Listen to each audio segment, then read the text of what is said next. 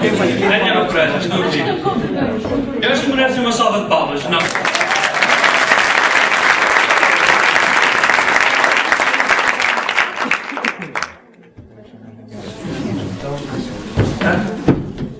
Bem, esta é a vista que eu tenho da secretária onde eu trabalho todos os dias. E eu sinto-me privilegiado por isso. É de facto um privilégio viver num sítio que conta com 300 dias de sol por ano. Tem uma universidade a 5 minutos da praia. E tem um aeroporto que por 20 euros leva-nos às cidades cosmopolitas da Europa. Mas eu cada vez que vou uma o que eu quero é voltar. É para ter esta vista. Depois já vou aterrar outra vez novo aqui em Faro. É muito fácil ficar apaixonado por Faro. Seja pela luz alaranjada e única do nosso lusco-fusco, ou pelos areais dourados das nossas praias.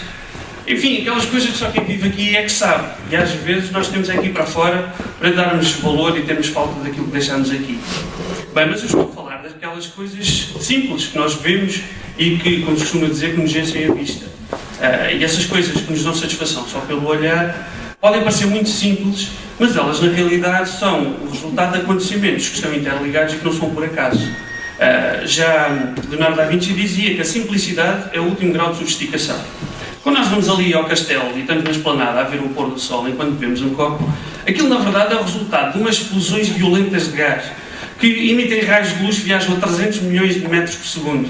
E depois há colisões de átomos que libertam energia e geram brilho em diferentes tons, e aquilo depois é filtrado pela atmosfera. Isto é uma coisa complexa e violenta. Mas o que nós vemos é um pôr do sol tranquilo e que gera uma luz que nos acalma. E, pois isto agora está a demorar, já devia ter dado.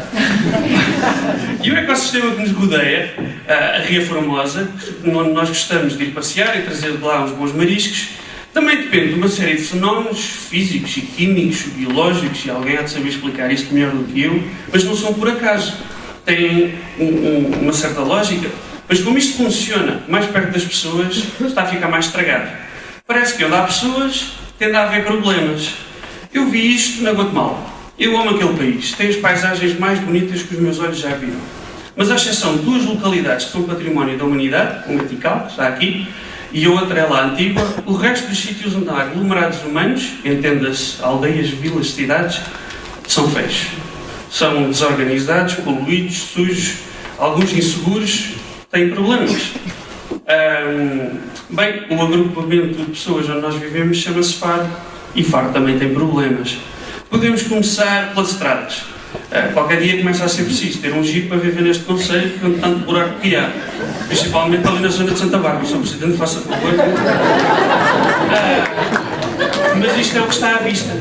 E se aquilo que nós vimos e que é o mais simples está assim, significa que o que está por trás e é mais complexo, deve estar pior.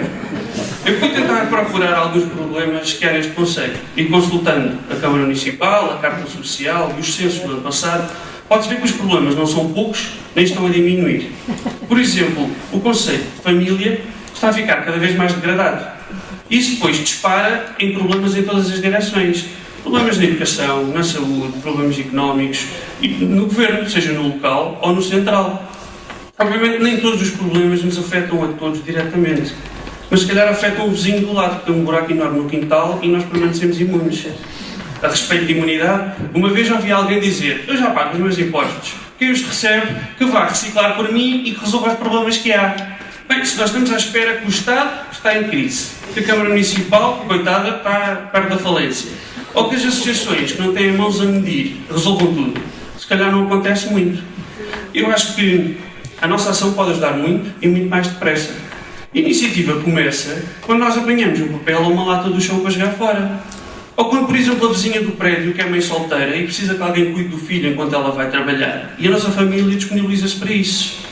Eu gostava de ver este concelho, o Concelho de Faro, fazer o mesmo que aquilo que o de Sintra já faz. Aquilo que é o segundo concelho mais populoso do país tem muito mais problemas do que nós. Há 2 famílias por dia a ficar sem casa, o insucesso escolar é enorme, mas aquela população, juntamente com as empresas, as organizações e instituições locais, decidiu pôr mãos à obra e resolver os problemas sociais que tem, grandes ou pequenos. E uma vez vi alguém a respeito disso dizer: se eu tenho 2 camisas e alguém não pode ter nenhuma, eu partilho uma com essa pessoa. Pelas paredes da nossa cidade pode ler-se: este par esparece. Se nós queremos ver a nossa cidade bonita, temos de trabalhar para que aquilo por trás faz com que ela seja feia desapareça.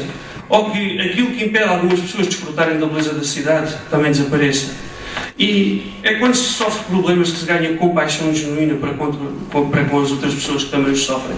Não sei se é preciso chegar a esse ponto para a cidade inteira se levantar em peso e arregaçar as mangas para lutar contra os problemas que tem. Muito obrigado.